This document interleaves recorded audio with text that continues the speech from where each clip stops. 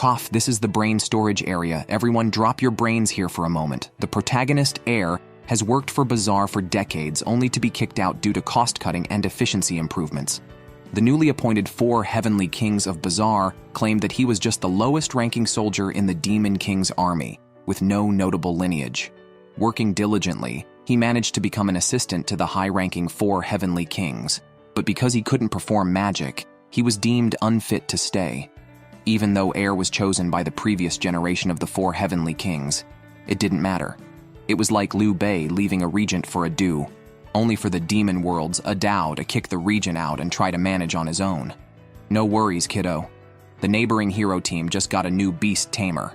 Demons and humans look the same in this world. The only difference is the ability to use magic. As a demon, Air was born without magical abilities, leading to his dismissal. His friend Lizette thought he was going out on field work. Everyone was shocked to hear he was fired. Who would fire their god-tier logistic chief? After leaving the city of Bazaar, Air got lost in the forest for several days. Just when he was about to faint from hunger, he encountered a braided beauty being chased by a beast. Air stepped forward, blocking the attack, and urged the girl to quickly leave the area. However, his own strength was sapped by hunger.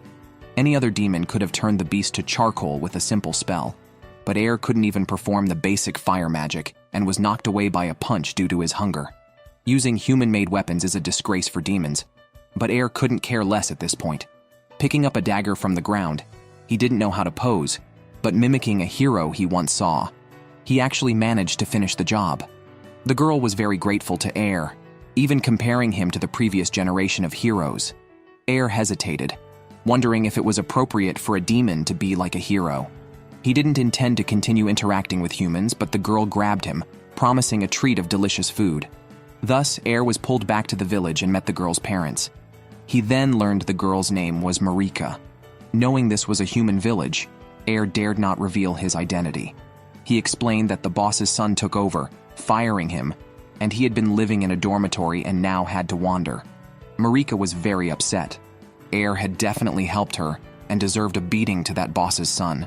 She even invited Air to settle in the village, and her father mentioned the village could use the extra hands. Air remembered he was an enemy of humans, but seeing Marika's pleading eyes and recalling his own dismissal, he thought if someone still needed him, he could definitely stay and work. Besides, there was a meal in it for him. Though the dormitory wasn't as good as in Bazaar City, Marika came to him at night, expressing gratitude. She said she was often relied upon by others, but this was the first time she was protected by someone else, which made her very happy. The next day, Air discovered that Marika's father was the village chief and was asked if he wanted to become an adventurer. Air scratched his head. "Can I just farm?" The chief said he was robust and only needed to register at the guild. However, Air remembered that only humans could pass the guild registration. There had been undercover demons who returned bandaged and in disarray. Air thought about faking a backache to escape, but was unexpectedly vaccinated by Marika, completing his registration. He thought his demon identity would be exposed, yet the registration succeeded. Air was astonished. Am I actually a human after all? He recalled being picked up by one of the previous 4 Heavenly Kings and working hard to join the Demon King's army, only to be fired. Now back to his human identity, he was working in the village. The chief was teaching him how to be an adventurer, starting with fighting spirit. "Are you guys from the neighboring battle through the heavens?" Adventurers could coat their weapons with fighting spirit for attacks. Air picked up a sword from the ground, similar to the magical meditation he learned as a child under the 4 Heavenly Kings, though he hadn't sensed magic then. Now, he could feel the fighting spirit. The chief asked him to try chopping a wooden stump. Air thought he wouldn't succeed. It was said that chopping half was considered talented. To his surprise, he split the stump with one strike. His shooting almost pierced through a mountain range. The chief was incredulous. How can one person have 2 outstanding talents? Next were striking weapons. One hammer strike from Air shattered the chief's ego. What was my 30 years of adventuring life even for? Then Air was asked to block a hammer with a wooden shield. "I don't believe you don't have revenge in mind." Air ended up flinging him with the shield, showing his fighting spirit suited all 4 weapon types. Air was a rare talent, not meant to stay in a small village but to venture further. The chief offered to write a recommendation for him to the Central Guild. However, Seeing Marika crying, Air shook his head and declined. He said Marika and the chief had taken him in when he had nowhere to go. If possible, he wanted to keep living in the village. Marika immediately hugged him joyfully. Later, the chief introduced Air to everyone. However, Casita from the village doubted how well Air, an older man, could be an adventurer. The chief informed Air that Casita was also an adventurer, ranked D to Air's E. Casita smugly became Air's senior. The chief said Casita had always been very proud of his identity as the village's only adventurer, but Air's presence would likely challenge him. Air's first task was to gather herbs. The forest had many beasts. Casita had been struggling with them for half a month. Air and Marika glanced at the task. Wasn't this the gorilla Air had dealt with on his first day? His first task as an adventurer was unknowingly completed already. Because Air had dealt with the gorilla, Casita gritted his teeth, determined to prove himself as the senior. He grabbed the task list and rushed out, not expecting that just after he left, Air was promoted to D rank. Air was set to gather herbs, and Marika rushed down to guide him. Villagers often entered the forest, but adventurers ventured deeper into more dangerous areas. Marika climbed the mountain with ease, sharing her dream of becoming an adventurer to help everyone. She had replaced an elderly woman who caught a cold in the forest last time because Casita was unwilling to gather herbs. No sooner had they started climbing than Marika insisted on holding Air's hand to avoid getting separated. Between being carried and holding hands, Air chose the latter. While gathering herbs, Air discovered Marika was very skilled at the adventurer's tasks and even taught him how to identify medicinal herbs. She blushed profusely after being thanked, shyly lifting a huge log to gather hemostatic herbs. She also spotted deer tracks before Air did and decided to hunt it for dinner. Air asked if Marika could have dealt with the gorilla alone, to which she admitted she wasn't good at fighting, so Air was her savior. Marika also kept asking Air to call her by her name. At that moment, a deer passed by, bursting with a murderous aura and fighting a nearby monster. Surprisingly, the deer was winning. Marika, far from retreating, prepared to handle both. I said, I'm not good at fighting, not at hunting. The two brought the deer and the monster back to the village. Marika claimed Air had handled it alone. Just as Air was about to explain, he saw Casita crying because one of the ant monsters was his task. Air felt things were getting more complicated, but as days passed, he grew accustomed to village life, even though Casita still disliked him and would bump into him on purpose, only to be sent flying due to his lack of strength. When Air returned home, Marika was waiting at the door. She sighed, mentioning how Casita had been upset lately since Air had taken his tasks twice. Although adventurers from the same guild were supposed to cooperate, Marika felt Air wasn't at fault. The village chief was truly worried about a recent urgent task only for adventurers ranked C or above. It involved monsters more terrifying than the gorilla and the ants. Air found the task daunting, as such large monsters were usually handled by bigger guilds. The chief confirmed it was indeed a task for a neighboring sea-level guild, who had only sent a message to remind them to be cautious. Air worried about Casita's impulsiveness upon seeing the task. The village chief reassured him that the neighboring sea-level adventurers guild had already set up a perimeter. However, it was dangerous for their own adventurers to accidentally enter it. Thus, Air decided to find Casita himself. Marika wanted to follow, but Air warned it was too dangerous. She then packed his bags and herbs. As he entered the forest, it felt like rain was coming, and he had a bad feeling. Indeed, he soon found tracks of a giant snake deep in the forest. Where's the perimeter? He thought. Suddenly, he saw Casita screaming and running away. This was Air's first encounter with a sea-level monster. A moment's carelessness could be fatal. Surprisingly, the monster ignored him and chased Casita instead. Seeing the danger, Air leaped and attacked with his combat aura, stunning Casita.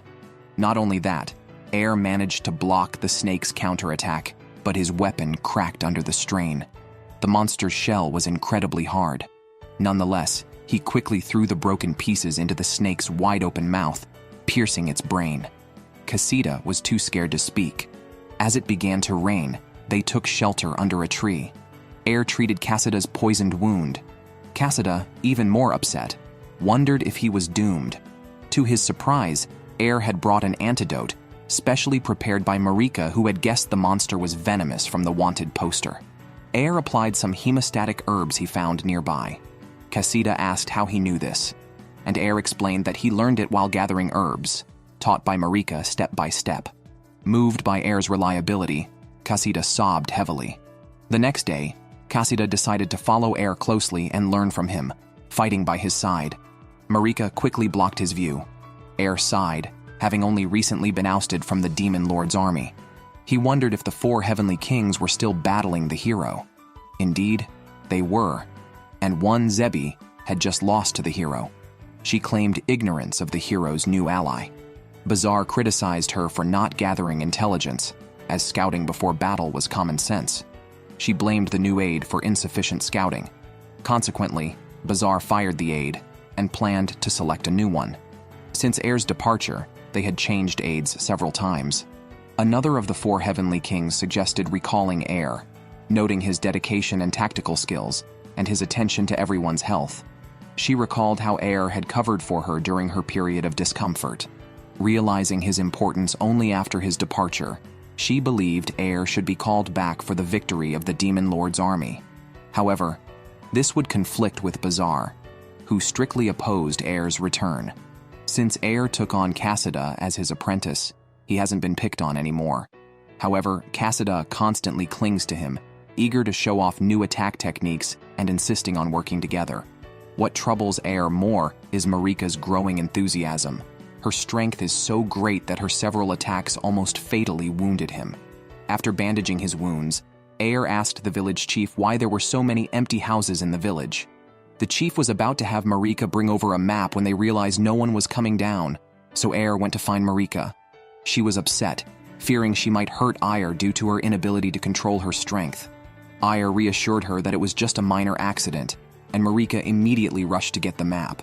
The chief explained that their village had many empty wooden houses because it used to be a mining town that produced mithril, which could be used to craft more powerful weapons. This ore is tempting to the demon race as it can be processed into magical devices that store magic power. Therefore, humans and demons have always fought over the mine.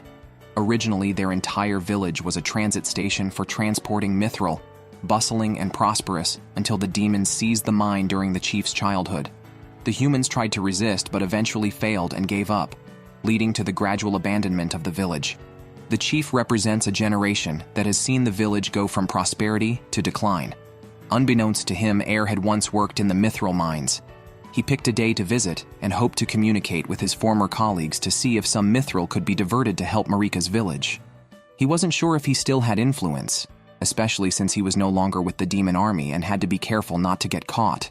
Strangely, Air easily blended in, which would have been severely punished by the 4 heavenly kings in the past for such lax management.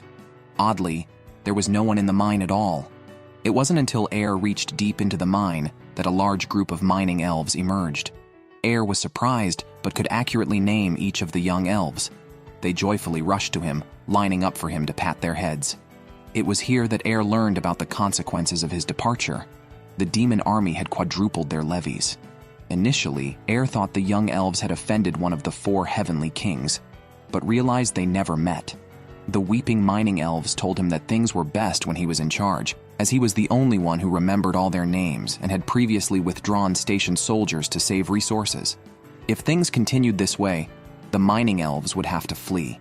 Air was heartbroken seeing the elves, who were no longer his subordinates, but looked so pitiful. They had worked hard mining for him before. Just then, new soldiers arrived, questioning the elves about their low mining output with mithril in hand, and berated them as lazy and useless. The mining elves were devastated.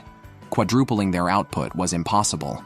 Air had never seen this new commander before, who had a terrible attitude and considered the mining elves as mere slaves of the demon race. He even declared that his orders were the same as those from Bazaar. Air found this unacceptable. Unable to tolerate any further, a mining elf struck the commander with a shovel, saying they wouldn't put up with this treatment anymore. The commander, taken aback, ordered his soldiers to kill the mining elves. Knowing these elves were craftsmen, not fighters, Air wrapped himself in a cloth to disguise as a human adventurer. Suddenly, he smelled something odd. An elf shouted, "Where's my underwear?" The soldiers and commander fell silent, realizing Ayer had an underwear over his face. Ayer wanted to remove it, but couldn't risk exposing his identity. The commander thought humans were useless without weapons and accused them of deceiving the mining elves with unnecessary knowledge. He believed the elves should just concentrate on mining and ordered his soldiers to fight Air. Knowing the demons needed to chant spells, Air seized the moment to knock off their helmets. The elves wanted to help, but were kicked away. Air realized the demon soldiers didn't intend to harm the elves and only fought professional warriors, giving him a chance to persuade them. Air then switched to verbal persuasion, reminding them of their honor and that killing non-combatants was murder. The soldiers hesitated, but the commander insisted they attack or face execution. The commander thought Air couldn't dodge full-spectrum magic, but Air had memorized the casting times and managed to defeat them just in time. The commander was stunned, facing defeat by one against many. But Air pointed out that the commander hadn't won his troops' hearts, making it a one-on-one fight. Air quickly subdued him. The commander then claimed he was a non-combatant, and killing him would be murder. It turned out the commander had only obtained his position through flattery after meeting Bazaar, despite Air being previously fired for being deemed incompetent. Air was shocked to learn it was all due to nepotism. Air said, "Since you fear being killed by combatants, why did you attack the mining elves? They are also under your command. As a commander, you should protect them. You must take responsibility." Air then shaved the commander's head into a bald style and instructed him to resign upon returning, citing the dangerous conditions of the mines. The soldiers watched the commander flee in shock while Air did not attack them, but urged them to leave quickly. The mining elves admired Air's strength, but worried about their future with the demon army. Air reassured them, stating it was okay since he was human. The elves expressed concern about their next leader, but a small elf shouted, "Don't worry, with Air here, everything will be fine." They decided to follow Air. Feeling helpless, Air approached the village chief and explained that he had accidentally reclaimed the mithril mines. He asked the chief to protect the mining elves. Although the chief remembered the elves had always served the demons, he did not refuse Air's request. He mentioned that this matter concerned the future of humanity and planned to discuss it with the Central Guild for a collective decision. News of the mine's return pleased everyone, and the mining elves, with their expertise, were retained as instructors, helping the village gradually revive. Marika, happy, brought lunch to Air, which unexpectedly sent him flying once again. Bazaar, although a lover of books, enjoyed being praised. Even his pet parrot flattered him. Zebi, one of the 4 demon lords, found Bazaar had created a super magic bomb using mithril and declared it could make him the strongest lord in history. Zebi pointed out this would require a lot of mithril. Bazaar admitted he knew this, which was why he had quadrupled the levy on the mines previously managed by Air. He wanted to torment the mining elves. Zebi then informed him that the mines had been lost to humans and that there was dissatisfaction with him. Shocked, Bazaar asked who dared be dissatisfied with him, only to learn it was the Demon King. The Demon King, a lover of leisure, enjoyed flowers, drinking, and seeing maidens in beautiful attire adorned with the best mithril jewelry. He questioned why mithril was missing under Bazaar's management after having told Bazaar to stop making bombs. Bazaar, never one to blame himself, was forced to apologize, which the Demon King acknowledged as a slight improvement. The Demon King advised Bazaar to find a competent assistant, praising Air as wise, gentle, and talented. He mentioned that Bazaar's father had maintained his position as one of the 4 lords because he had advisors like Air.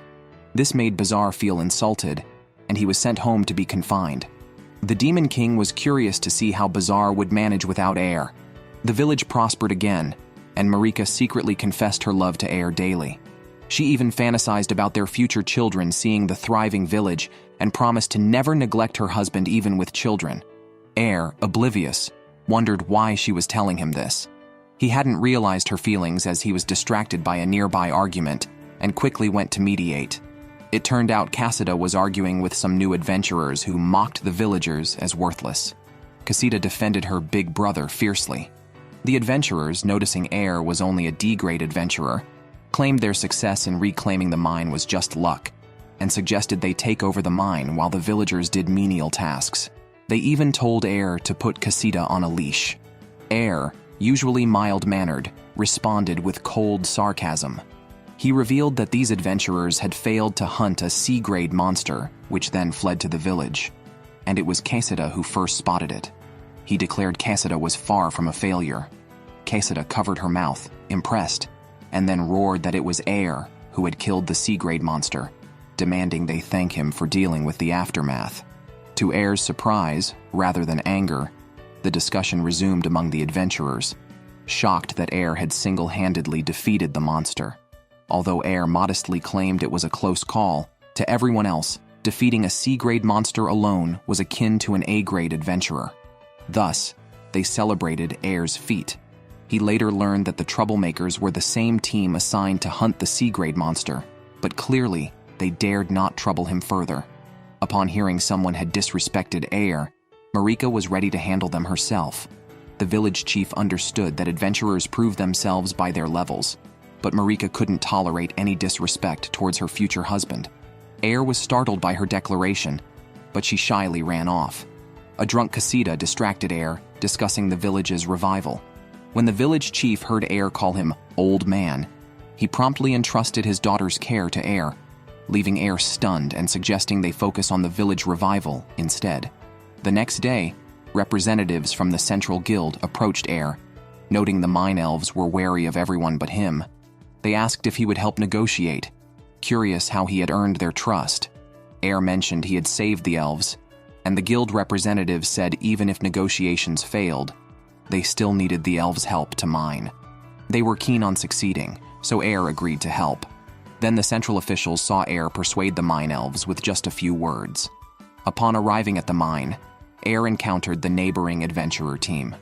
Due to the previous awkward incident, the captain was hesitant to greet Air, but the other members were quite welcoming. They were in charge of patrolling the mine. Suddenly, Air heard the voice of his close friend announcing that the demon lord had pardoned the mine elves, urging them to return quickly. Air, pretending to need the restroom, used his key to move quickly, leaving the team commenting on how urgent he seemed. Indeed, Air found the demon squad and Lizette. Lizette asked the other soldiers to step back. He didn't see Air's face clearly and stated they were not there to start a war. After the other soldiers retreated, Air revealed his identity.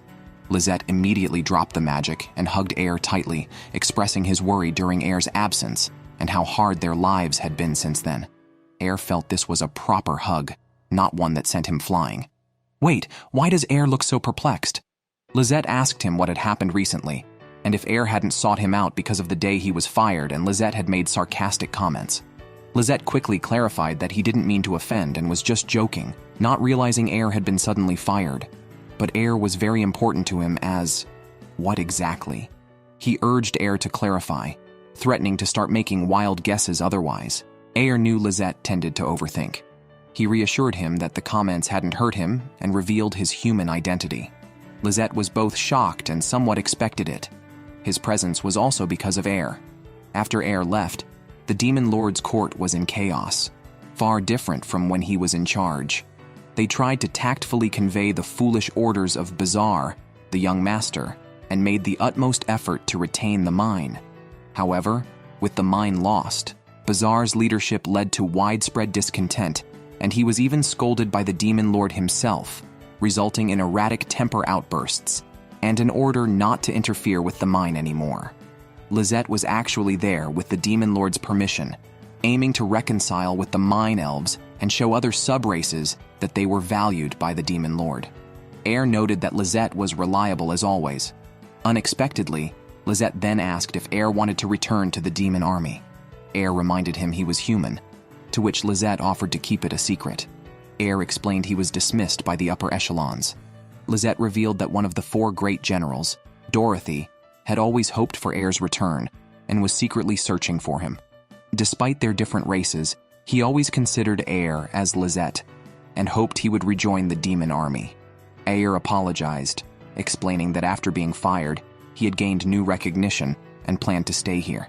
Lizette suddenly attacked, saying he would even knock Air unconscious to take him back if necessary. It was somewhat exciting, but Air was no longer the weak logistics officer he once was. He stated he would not return but could trade with the demon army. They could buy mithril here. The central official managing the mine nearly choked. Air mentioned he had brought a demon representative. Although the mine was currently monopolized by humans, the demons also needed mithril. If there was a shortage, it would lead to war, which would result in heavy casualties for both sides. The worst outcome. It would be better to open trade and ensure basic supplies for mutual benefit. Air was truly a natural-born diplomat. Furthermore, Air didn't directly sell out the entire mine. He proposed quadrupling the price to the demons. Lizette agreed to stand by Air, acknowledging the demons' mithril shortage and the unsustainable costs of war, hence willing to pay a high price for mithril. However, the adventurer team guarding the mine objected, accusing the demons of shamelessness for wanting to trade after losing the mine. As one prepared to attack Lizette, Air blocked the punch, emphasizing the need for trade. The trade wasn't just about mithril. He hoped it would lay a foundation for good relations between the two races. The central officials immediately countered the adventurer team, stating they were only hired to guard the mine and shouldn't raise objections. Hearing that Lizette had gone there alone to show trust, the central officials agreed to the trade. The team captain was taken aback. Air also thanked Lizette. Without him, the deal would not have been possible. Both sides were important to Air. If it weren't for Bazaar's father finding him, he would have died. He truly hoped for harmony between the two races. The central officials also entrusted Air with a task to help rebuild the mithril workshop. Following the map, Air found the workshop already in operation. To his surprise, it was the adventurer team captain who emerged from the room, claiming he could handle the situation and that Air, a mere D-level, should not instruct a B-level person. Was he there for revenge? Air discussed the matter with the village chief, who explained that the adventurer team next door had been fired for overstepping during a previous incident due to his influence. Though Air was influenced by this, he wasn't too upset about the captain's attitude. Unexpectedly, Marika suddenly hugged him, complaining that an old man had been harassing her. Ayer exclaimed, "That old man deserves to die!" He thought Marika had finally retaliated when he saw red on the old man's head, but it turned out to be a tomato, thrown because he called Ayer a foolish adventurer, which angered Marika even more. The old man said Ayer's weapon was poor and asked rhetorically if using such a weapon in battle was anything but foolish. Could it not simply be because he's poor? Marika defended Ayer, saying he had defeated a Class C giant serpent with that weapon. Shocked, the old man had Ayer extend his hands and quickly interlocked fingers with him, wanting to check the type and nature of Ayer's fighting spirit. He discovered that Ayer was a rare martial talent. The old man then shared some good news he had heard upon arriving in the village. Ayer learned that the old man was a mithril craftsman, drawn to the area by rumors of a mithril vein. They had not heard of a smith, but the old man produced an official appointment document issued directly from the central authorities. It was indeed genuine. When asked about the location of the village blacksmith, Ayer mentioned that the adventurer team controlled it. The old man, frustrated, declared he would handle the negotiations himself, and under Ayer's stunned gaze, started crying on the team captain's shoulder, pleading to touch the mithril as he was close to death. He eventually got permission to use a corner of the blacksmith's shop. Upon entering the workshop, the old man criticized many for ruining mithril, calling them amateurs. He asked Ayer to close the window so he could demonstrate his advanced technique. In the dim light, he pointed out the vital points on the mithril ore necessary for crafting mithril weapons. He then forged a broadsword for Ayer with a heavy hammer, asking jokingly about Ayer's relationship with a known character famous for such weapons. Ayer tested the weapon and found he could attack without any hindrance. Meanwhile, the captain came over, apologized to the old man, and urgently requested him to teach the other craftsmen how to forge mithril. The old man preferred the captain's unyielding nature, which irritated the captain further. Ayer worried he had spoken too harshly, only to find the captain's resentment redirected at him, outraged that a mere Class D dared to resist. However, the weapon wasn't crafted for Ayer. The old man said it didn't suit him, and shared his dream of one day creating a weapon from mithril that was neither a gun, sword, nor axe. He asked for Ayer's help, which would require a lot of mithril and a workspace. He revealed he had swiped a piece of mithril and had already prepared the workshop, having his apprentice move things in advance. Ayer noticed an alchemy furnace in the workshop, a magical device. The old man bought it on the black market and was disappointed when Air reminded him it couldn't be used without magical power. Air remembered Lisette, whom he had previously given a communicator. Though Lisette claimed to be busy, he honestly rushed to the scene and even brought snacks. Air was very grateful and said he could only rely on him for this matter. Casida arrived just in time to see Air holding Lisette's hand and saying this, with Marika casting a thin veil over the scene. Lisette said she could help with magic, but only this once, as she couldn't help humans mass-produce weapons. The old man said he wasn't looking to mass-produce, as that wouldn't count as repayment. He had heard from central officials about the hero who reclaimed the mithril. Once a blacksmith touches mithril, they can never let go of such a mine. By reclaiming the mine, Air had helped him. Therefore, he wanted to create a weapon tailored for Air, one that would match all of Air's characteristics. While Lisette was charging the alchemy furnace with magic, the old man asked Air to fetch some wine. As soon as Air stepped out, the captain approached him, trying to stir up trouble. He suggested that since the central authorities had taken over the mine, it would be better for their two towns to control it instead. He also said Air's village was too weak. If they joined forces, their aid in exchange for less payment than what the central authorities would take. Air outright refused, asking how a private enterprise could intervene in official cooperation and belittling his villagers. He preferred to side with those who reasoned. The captain then challenged Air to a duel, aiming to seize the mine. The mayor said it was legal to kill in a duel, so many settle personal scores this way. Not showing up would be like surrendering the mine. Casida thought the mine was not as important as Air's safety, but Air decided to go. Instead of worrying about Air getting hurt, it might be better to worry about him taking a life. The old man then took Air aside to teach him how to use the mithril weapon. Marika told Air she would make a delicious dinner and urged him to come back safely. The next day, Air went to the duel. The captain had also acquired a mithril weapon and mocked Air's small knife. The duel's rule was that it ends when one side can't fight anymore. If there was clear danger, the mayor would stop it. Air knew if he lost, the mine spirit would be in danger and the village couldn't develop further. As the fight started, Air shattered the surrounding rocks, surprising the captain who couldn't see clearly. He discovered Air's small knife could change size and even extend and whip, chopping through the mithril shield. Clearly, Air's weapon was superior, able to change the shape of the mithril dagger with his fighting spirit. Air quickly shattered the captain's weapon. Unexpectedly, the captain pulled out a huge mithril sword and threatened to kill Air for stealing his job.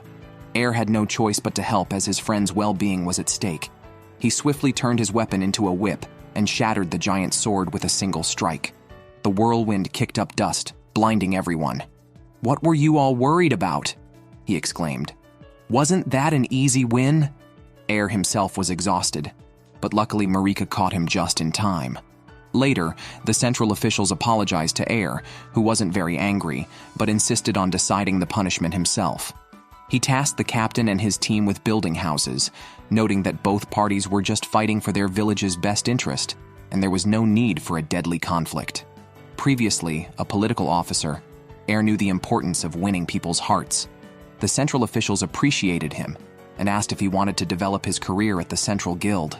Marika was worried upon hearing this. Air knew opportunities were rare, and he still had much to learn about humans. Joining the Central Guild could provide more information. While resting in the steam room, he was startled when Marika entered, thinking it was Casida. Marika, fearing they had little time left, wanted to talk more with Air. She acknowledged his potential and her feelings for him, promising her support wherever he went. Air, touched, decided to decline the Central Guild's offer because it was Marika who had guided him when he was lost and her village had welcomed him. He couldn't bear the thought of missing her cooking. Overwhelmed, Marika cried, relieved they could stay together. Air kissed her, confirming their relationship and adding another reason to stay. Meanwhile, Bazaar visited his father, who was recovering from an injury inflicted by a hero. His father asked about Bazaar's work and whether he was following Air's advice. Bazaar admitted he was. His father reflected on their dynasty's legacy and how Air, who had served the previous generation, was the perfect advisor for Bazaar. It turned out Air was the beloved of the group. Bazaar then kicked the portrait of his father's advisor in frustration. Father asked Bazaar how Air was doing. Bazaar had to lie that Air was well, urging his father to focus on recovering. However, knowing his son well, His father punched him hard and said many demons had sought him out, asking him to plead for their sons or nephews who had been dismissed from their positions. He couldn't believe his son would foolishly give up such a valuable talent as heir. He demanded that Bazaar bring heir back, apologize, and continue using him as an advisor, as this was the only way Bazaar could maintain his position. Bazaar angrily refused. He declared that he didn't want to rely on such scum to be a leader. He wanted to build his career on his own merits. "Is your strength just nepotism?" he retorted, determined to prove himself and not be overshadowed by his father, who had also relied on heir. Now, Bazaar's father was very worried about heir. Meanwhile, Marika enjoyed a rare lie-in. At breakfast, she sat next to Ayr, who didn't even dare make eye contact with the village chief, fearing that his actions from the day before had been exposed. While working, Ayr pondered how to confess, considering telling the chief directly that he wanted to propose to Marika, which would essentially mean they were getting married. As a man, taking responsibility through marriage seemed normal. Unexpectedly, the village chief approached Ayr for a talk. Ayr thought he must know something, but the chief revealed that he and his wife were getting old and it was now the era for Ayr and Marika. Ayr prepared to confess, but to his surprise, the chief wanted him to succeed his position, saying Ayr had revitalized the village by reclaiming the mines and was the perfect candidate. Initially feeling inadequate for such a role, the chief reassured him that everyone grows over time, lightheartedly adding that if Ayr could manage an entire army's logistics for demons, leading a village might be overthinking it. Seeing the expectant Marika and his trusted village chief, Ayr agreed to take the position and directly asked the chief to marry his daughter to him. He felt Marika had guided him out of confusion. He also asked Marika if she wanted to marry him. Overjoyed, Marika rushed at him and knocked him over again, but this time Ayr was prepared for the impact. The two embraced and almost seemed to fly. "A hug that sends you soaring?" Ayr hoped to walk towards happiness with Marika, who gleefully added it wasn't just the two of them, but three. "Oh, hit the mark?" A year after Ayr took the position, the village prospered even more. The mithril processing business boomed. Old Mr. Smith, the smith, passed away, and his apprentice took over. Ayr paid his respects to Smith and returned home to his wife and child. The child, named Glenn, was adorable and named after Ayr's foster father. It felt like a different world from a year ago, when he had been driven out by demons. Casita rushed into the village announcing that the hero was about to arrive. The hero, chosen by the Central Union as the strongest adventurer, aims to defeat the demon lord, but is seen merely as a murderer from the demon's perspective. Having served the 4 heavenly kings, he had encountered the hero before, who charged at enemies like a mad dog. This man, a big bearded uncle, was here to deal with him. A former demon army advisor? As the advisor, Ayr had to welcome the hero, so he wore a mask to meet him, fearing a fight might ensue. To his surprise, a blonde twin-tailed girl stepped out of the carriage. This was Hero Letty, accompanied by 2 teammates. Ayr relaxed, realizing that the previous hero had retired due to severe injuries, and no one recognized him. However, the new hero mistook him for someone who judged by age and gender, making Ayr hide behind Casita, finding today's hero quite intimidating. They visited the village because it held the key to defeating the demon lord, the legendary mithril weapons. Their aim was to forge these weapons. The hero reminded her teammates not to disparage the village and glanced at a cheat sheet in her hand, which Ayr noticed. She seemed like an odd girl. Following Ayr to the village chief's residence, Ayr saw his son crying and quickly comforted him. The child stopped crying upon seeing the hero. Proudly, she offered to help if overwhelmed, showing her fondness for children. Ayr never expected his son to be held by the hero. The trio stayed in the village temporarily. Ayr soon learned that the hero was naturally airheaded and only pretended to be serious. She was here to visit the mithril workshop to forge weapons. As the current village chief, Ayr took them to the only workshop that could process mithril. The trio tested the weapons and were satisfied. The hero inquired about the key to weapon making. Ayr snapped his fingers, calling Smith's apprentice, Arika, who almost misidentified the hero. Arika, inheriting her master's skills, judged the weapon's direction by clasping hands with the hero, confirming it was a slashing type. With the weapon settled, the hero mentioned a second purpose. Casita, passing by, heard the hero mention finding a fourth teammate and offered help, leading to a hero teammate selection event in the village. The participants were very enthusiastic, confusing Air. His father explained that becoming the fourth hero came with unconditional support from the Central Union. The three heroes fought everyone together and quickly defeated them using only wooden swords.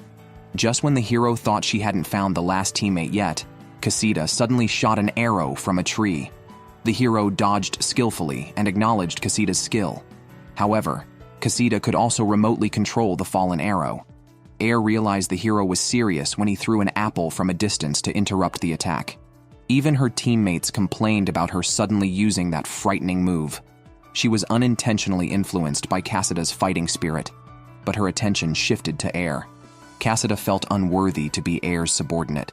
He started crying again, but Air reassured him that he had grown stronger over the year, now being the strongest adventurer in the village as a rank B. However, the hero disagreed and challenged Air to a fight. Air stated he had retired, but the hero insisted he was strong and questioned if he disliked fighting. Before Air could respond, she attacked. Air, with ample combat experience from his years in the demon army and continued training, was not an easy match for the hero. As the fight got serious, Air recognized the move she used, learned from the previous hero, but now he could counter it. The hero, always admiring strength, asked Air to join her team after the spar, but he declined, citing his busy life. Air went home to feed his child, but the child refused the milk. The hero approached Air again, hoping he would join the team. Air apologized, expressing his desire to watch his child grow. He and his wife had planned to add a family portrait every year, so he couldn't leave with the hero. He had many responsibilities at home. The hero thought these were minor compared to defeating the demon lord, but for Air, they were most important. She vowed never to give up on persuading Air to leave. Bazaar overheard their argument. Meanwhile, Air, holding his child, remembered Dorothy, one of the four heavenly kings. He recalled Lizette mentioning that Dorothy was looking for him.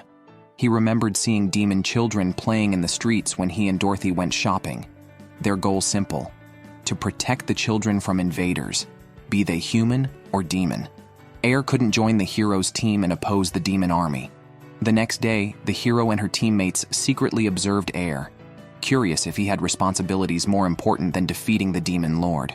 They saw him visiting the blacksmith shop where Arika, usually appearing frivolous, was actually quite socially anxious. The more customers, the more he withdrew. Air had to soothe him daily. The hero was speechless, realizing Air also acted as a counselor and helped his father-in-law with cleaning, chatting with the villagers. The entire village held him in high esteem. At the end, Bazaar came out holding his son to greet him, and the couple walked back hand in hand. After a day of covert observation, the hero and her teammates felt that what one values should not be decided by others. Air had his own cherished things to protect. Thus, the hero had a change of heart and approached Air again to talk. She mentioned that Air possessed a skill to neutralize her techniques, similar to the former hero, Aranzi. She noted that while others could project their fighting spirit, only Aranzi had been able to do it like Air. Air was shocked, realizing that this was a major technique. He had thought it was as simple as breathing, just a basic move. However, the hero still couldn't understand why Air, with his extraordinary talents, refused to join the fight against the demon. Air also found it perplexing, as the demon army only fought to repel heroes who came to attack the demon lord.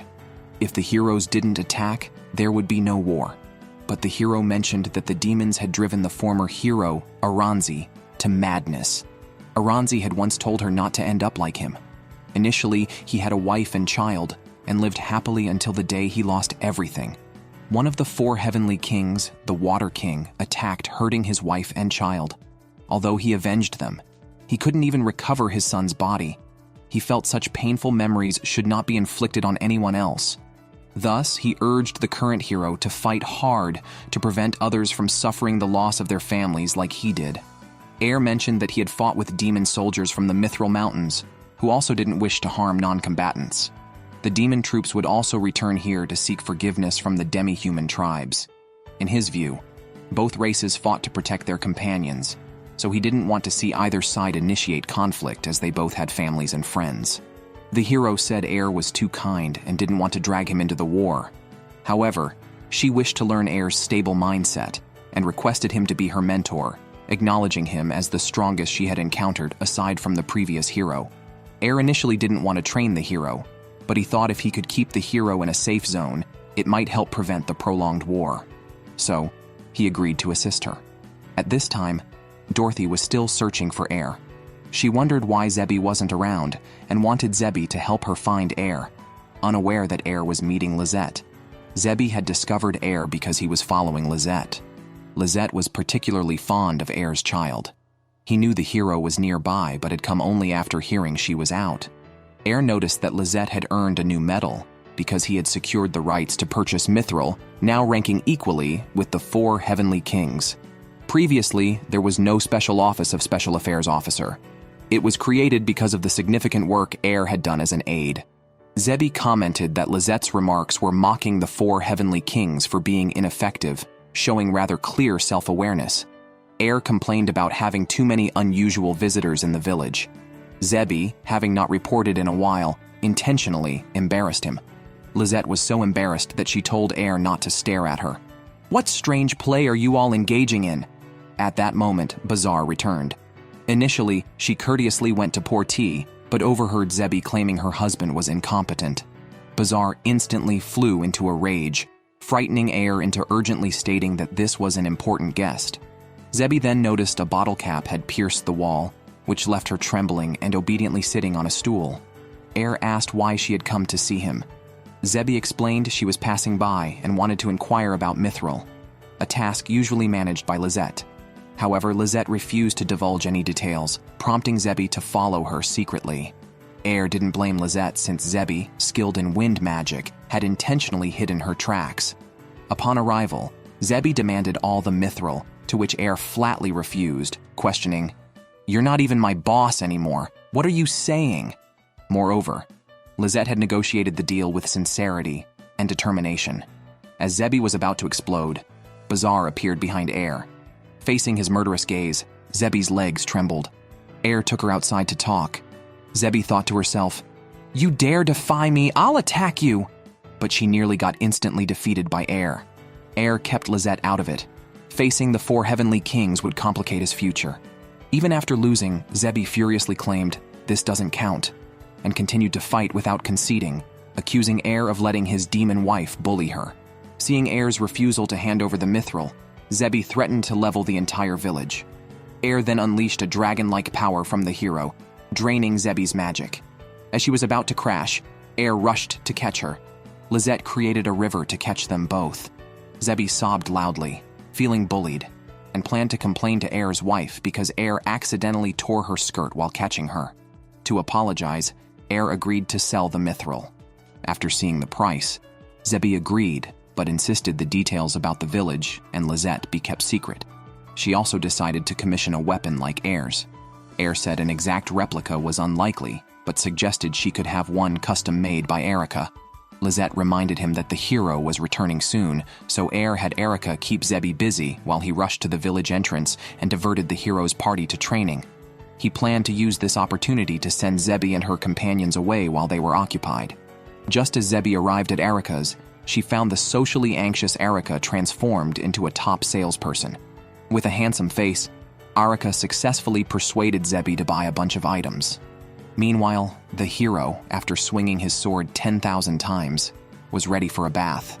Air had just escorted him to the bathroom when he saw Erica, terrified, hiding in a basket by the door. It seems the excessive cheerfulness made him withdraw again. At that time, Zebby had already slipped into the bath. The hero and Zebby unexpectedly met there.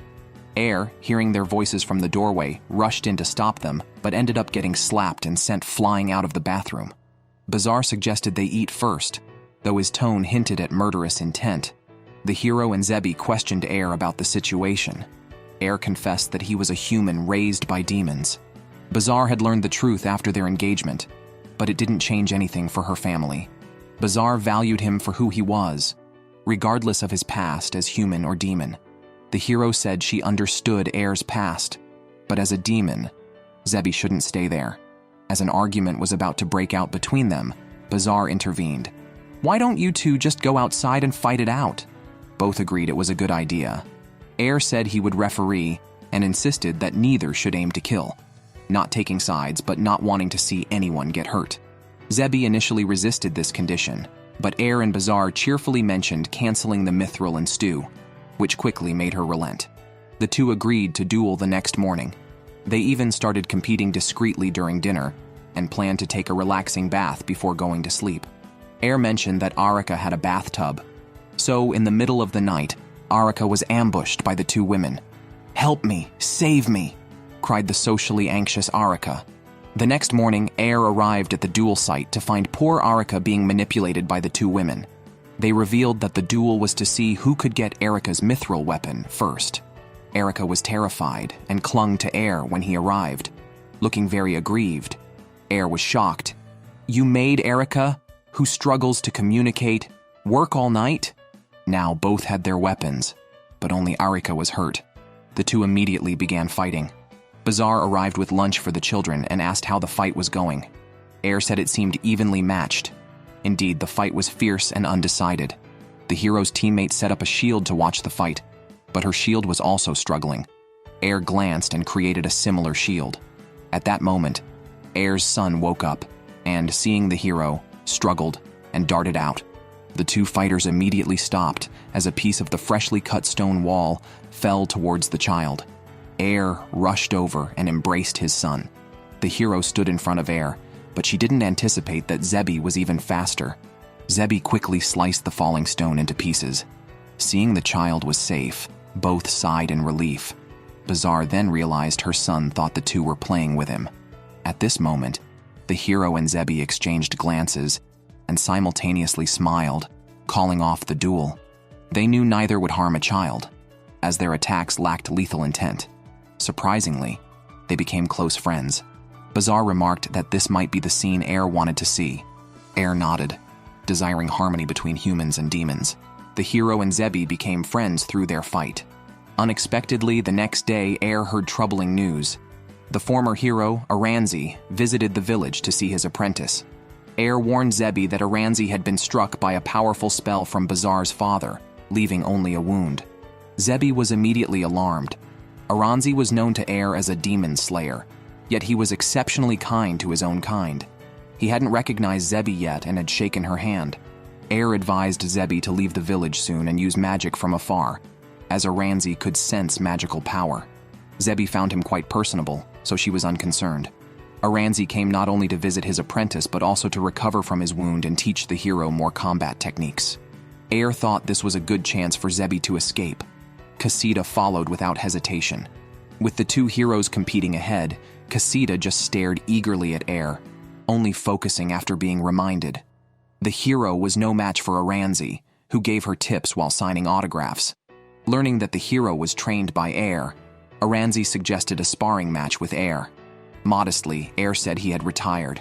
Others thought Air couldn't possibly surpass the former hero. Casita was both anxious and upset, nearly crying. Air reluctantly stepped up. Once in the arena, Air saw Aranzi's killing intent and immediately suggested, "How about we eat something first?" Aranzi agreed and was delighted with the rice balls, as he couldn't eat greasy food due to his age.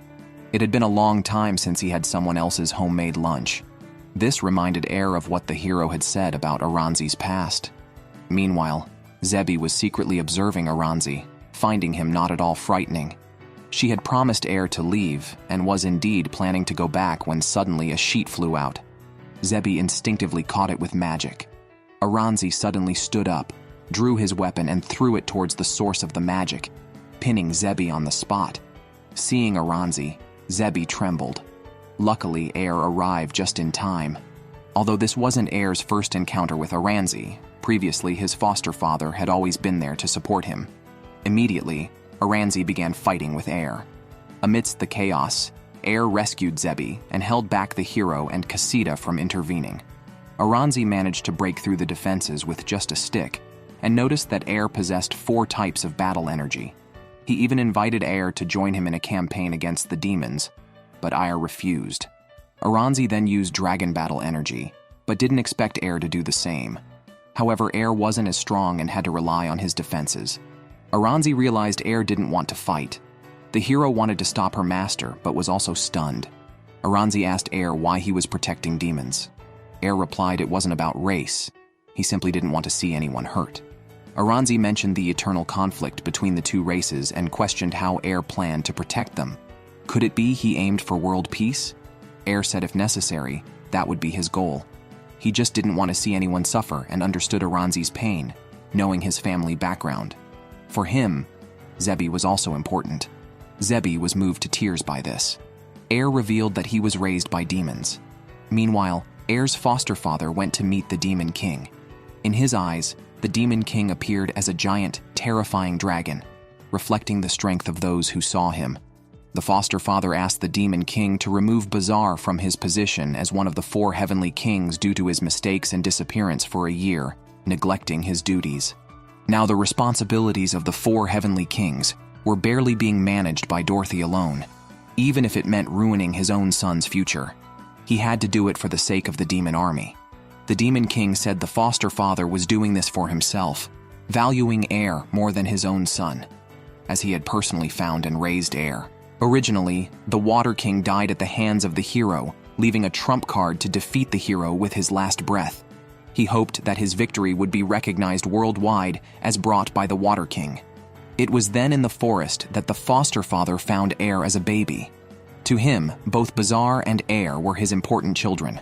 The Demon King revealed Air's village, but told the foster father that bringing Air back might not be possible, as Air had adapted to village life and resembled the previous generation hero, who had 4 types of battle energy. Only then did the foster father recall the Water King's words. Air revealed that he was picked up by his foster father from the Water King 33 years ago. The hero asked his age, widened his eyes, and rushed to embrace Air, declaring him the long-lost son he thought had perished when the Water Dragon King killed his wife 33 years ago, which drove him into madness. What a dramatic life story this is. Meanwhile, Aranzi noticed Air's foster father, who commented that Air had grown much stronger. As the 2 men were about to fight, Air quickly intervened, unable to watch his biological and foster fathers battle each other. The foster father had just learned that Air was the child of the previous hero, though he had long known Air was human, having realized this when Air couldn't learn magic at age 5. Despite his initial confusion, the foster father couldn't abandon Air and had made him an assistant in the demon ranks, for which Air bore no resentment. The foster father admitted he had gained more from having Air, who respected him deeply. This respect made the foster father stronger, with Air being his pride. Aranzi was furious, feeling that the time he should have spent with his son was taken by the foster father. How could he stay calm after losing these moments? The foster father acknowledged the wrongdoing of his colleagues and felt he needed to make amends, urging Aranzi to vent his anger on him and hoping Air could live well with his real father. As the conflict was about to escalate, Bazaar intervened, dousing both men with water, stating she didn't know the nature of their dispute, but couldn't allow their grandson to witness such fighting. Both Aranzi and the foster father were shocked to hear they were grandfathers. Air smiled at Bazaar, appreciating his wife. He told the foster father to live well and informed Aranzi that while fatherly time might not return, he hoped they could bond as grandfather and grandson. Air was very grateful to his wife, and Bazaar shyly hugged him back. At the same time, Bazaar realized she had lost her position among the 4 heavenly kings, with no one wanting to approach her. Even her subordinates suggested that things might have been different if Air were present. She couldn't even afford a drink due to her debts and the loss of her position. Hearing Air's name filled Bazaar with rage and jealousy, leading her to blow up the house in a fit of fury, deciding to kill Air herself. The presence of the grandson turned the 2 grandfathers into gentle old men, able to sit quietly and care for the child, albeit accidentally making him cry. Just then, Air received a phone call from Lizette. Hearing this, their son immediately wanted to speak. Lizette really likes Glenn. When she heard that Glenn was frightened by a bearded man, she immediately offered to help deal with him. However, she then heard the foster father wanting to have a serious talk with him. Seeing the former Fire King and the previous hero so angry, Air couldn't help but light a candle for Lizette. Meanwhile, the biological father, foster father, and father-in-law sat at one table. The father-in-law trembled between the two, but soon all three were drunk. After fighting with Air, Aranzi felt relieved, recognizing that Air was raised by a good father, and thanked the foster father for nurturing his son well. Thus, the two men shook hands and made peace. Bazaar, feeling sorry for the injured Air, redressed his wounds and commended him for his good deeds today, mentioning that she likes such a gentle and kind Air. However, as soon as Bazaar left, Zebi approached Air. She thought Air protected her because he liked her, and told him she would consider it carefully when she returned home. Air was dumbfounded, asking, "What are you misunderstanding?" Zebi was just teasing him. The next day, the hero expressed a desire to continue training. Air questioned if they must fight. Aranzi had come to terms with it, and also realized that the demon clan was not inherently evil. The hero stated their mission was to defeat the Demon King. Aranzi explained to Air that the Demon King was considered the root of all disasters worldwide, and defeating him could bring a prosperous era. All previous heroes believed this and fought with this goal in mind. However, Aranzi revealed that this was just a superficial excuse. The truth was that the Demon King possessed the world's greatest wisdom and power. It was believed that defeating him would allow one to seize all of this.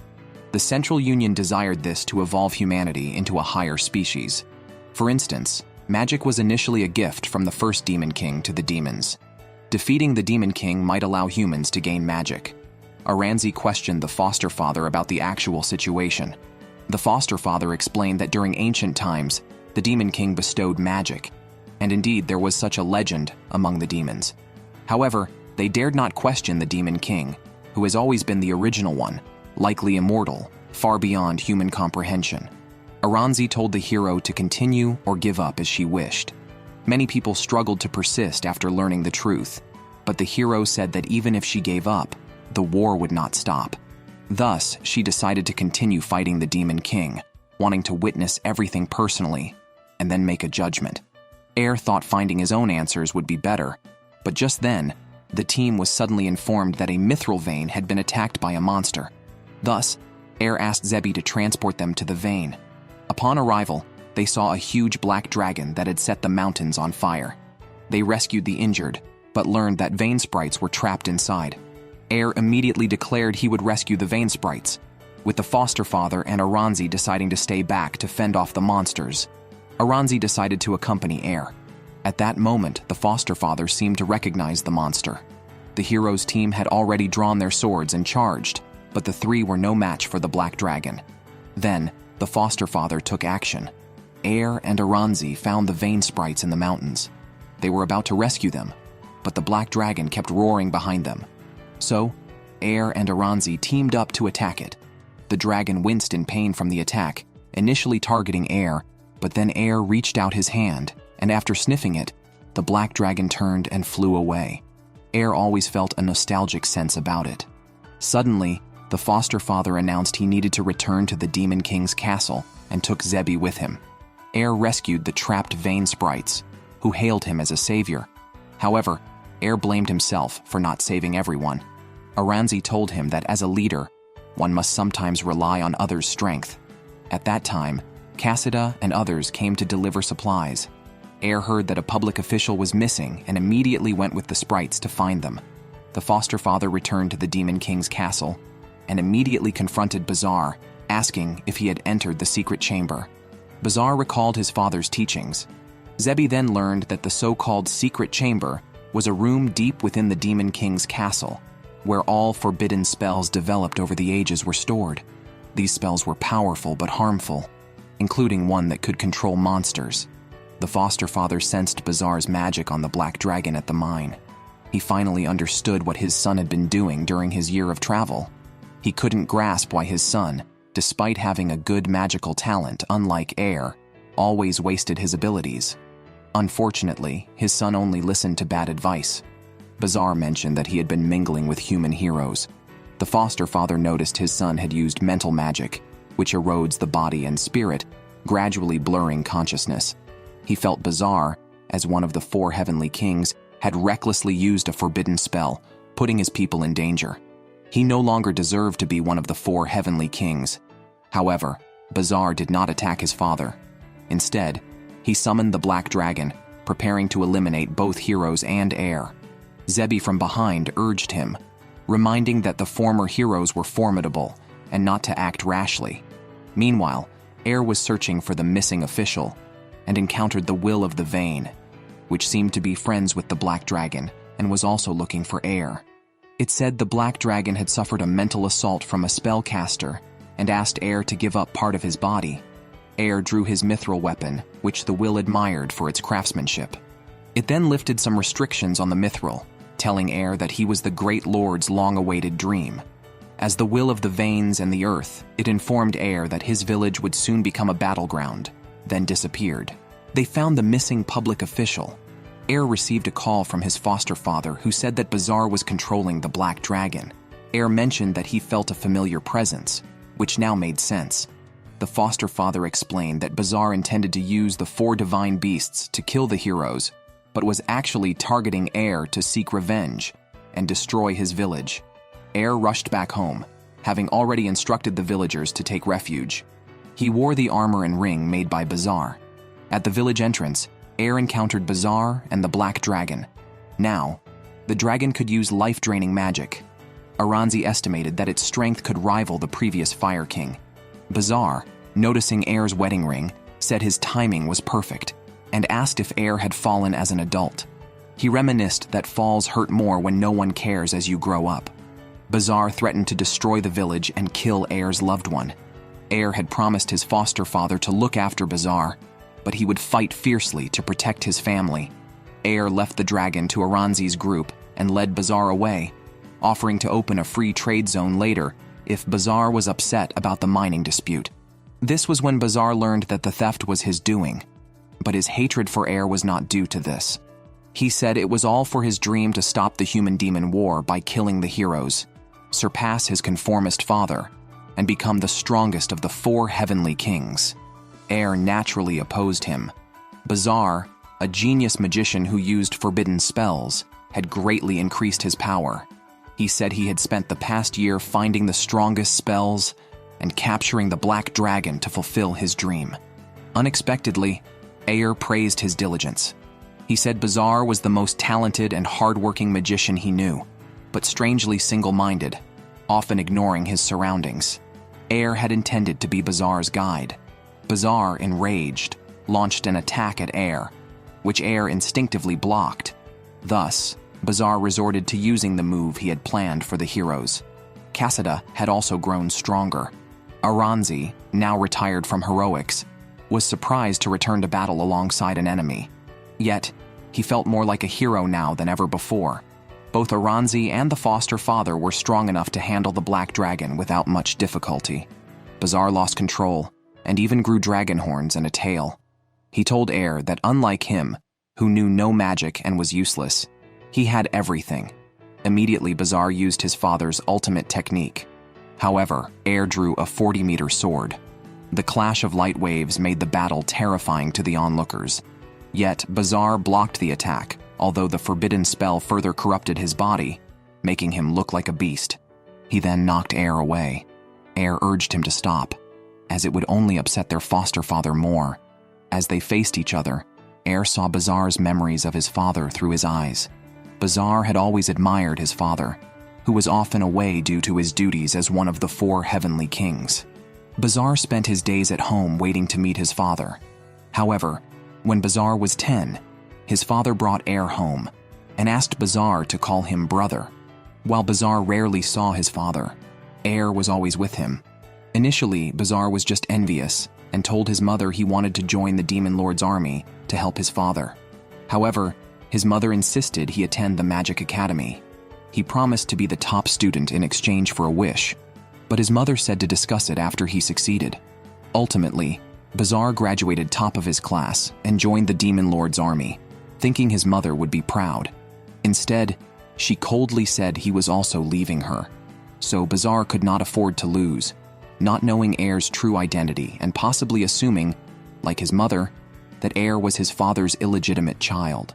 He felt he could not gain attention unless he won. Seeing his memories, Heir realized how lonely Bazaar was and regretted not noticing sooner. Realizing Bazaar could hear his thoughts, Air told him their foster father always cared about him. He mentioned that the previous hero, Aranzi, was in a similar situation and revealed he was Aranzi's child, always insecure because he was not Bazaar's biological sibling and couldn't use magic. He had always smiled to avoid trouble until he met Bazaar, who made him feel like a brother and cherished by their foster father. Air offered to support Bazaar if he still felt insecure. Bazaar suddenly thought, if he had not thrown a tantrum back then and had taken Air's hand, would things be different now? This time he took Air's hand and the corruption receded. Air told him it was not too late. Just as Bazaar reached out to grasp it back, backlash occurred. A fireball he had summoned was swallowed by the black dragon, which then unleashed its original power. Realizing something was wrong, Bazaar rushed to merge with the black dragon to control it before it could self-destruct. He felt he owed Air this, but resolving his issues before dying was also a relief. Just then, Bazaar realized his father had pulled him out of the curse. Air immediately picked up his weapon and descended from the sky, successfully slicing the black dragon in half. He defeated it with a single strike. What more is there to say? Father and son reunited, a joyful occasion indeed. Bazaar prepared a celebration feast at home, while Air and his companions returned to the village. Bazaar burst through the door and rushed towards Air, who hesitated about using a defensive move but ultimately refrained. The onlookers watched this scene, unable to bear the sound of Air's bones creaking. Zebi couldn't even bear to look. Bazaar then returned to the Demon Lord and noticed he had aged. Bazaar admitted his mistakes and was ready to face the consequences. However, the Demon Lord showed him a glimpse of hell, where previous members of the 4 heavenly kings who had erred were kept. He asked Bazaar whether he wanted to go to hell or continue as one of the 4 heavenly kings. Seeing Bazaar's youth and reflection, the Demon Lord was willing to give him another chance. But Bazaar interrupted, stating he deserved hell for his unforgivable sins, and that avoiding his punishment would not change anything. As a hand reached out from below to grab Bazaar, the Demon Lord shattered it. He stated if Bazaar wished to remain a heavenly king, he would only be disappointed and end up in hell anyway. So, he closed hell and urged Bazaar to climb out quickly, declaring him dismissed and banished like Air. Bazaar left the Demon Lord's residence, and his father smiled at him, taking him to the village where Air lived. The people there did not resist his arrival. Bazaar greeted them warmly, though the hero was angry since Bazaar had caused an explosion in the mines and casualties. Bazaar and his father both apologized. The hero did not expect such a straightforward apology and forgot what he was going to say. At that moment, Air's son woke up, stretching out his arms to embrace Bazaar and calling him Big Brother. Bazaar recalled his failure to respond to Air's earlier gestures of friendship. He expressed a desire to atone, as the people here were very important to Air, whom he now considered his brother. Casita happily ran over calling him Big Brother Number 2. The hero mentioned that if Bazaar could find his own desires, she wouldn't mind this sentiment. Bazaar remarked that today was truly a day to remember. So, Air asked Casita if she could help them create a family portrait. Printer Casita immediately complied. Seeing his photo, Bazaar was also surprised. Everyone together completed the celebration feast. However, Bazaar did not stay there. He prepared to travel, first to make amends to those he had harmed, and then to see the world. He wanted to witness what Air cherished and become a person like him. Air smiled, saying he would support Bazaar's choice. Bazaar had even prepared a bunch of lunch boxes for him. Thus, Bazaar embarked on the journey of his second life.